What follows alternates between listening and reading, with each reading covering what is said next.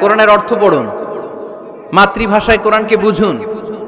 শাইখ আব্দুর রহমান সুদাই যখন ইমামতি করতেছে তখন ওই আল্লাহর ঘরটা সামনে আছে না নাই? আপনারা টিভিতে দেখেন নাই? কাবা ঘরের সামনেই কিন্তু নামাজটা পড়ে। তো ওই আয়াতের অর্থ ছিল এই ঘরের রবের ইবাদত করবা, তাহলে রিজিকের ব্যবস্থা করবে কে?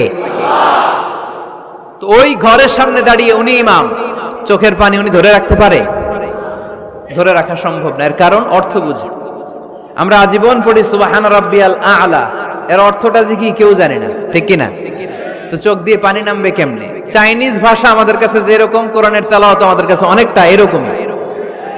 চাইনিজ ভাষার অর্থ জানি না, কোরআনের আয়াতের অর্থ জানি, কিন্তু এই কথা বললে কি আল্লাহ আমাদেরকে ছাড়বে? No excuse will be granted that day.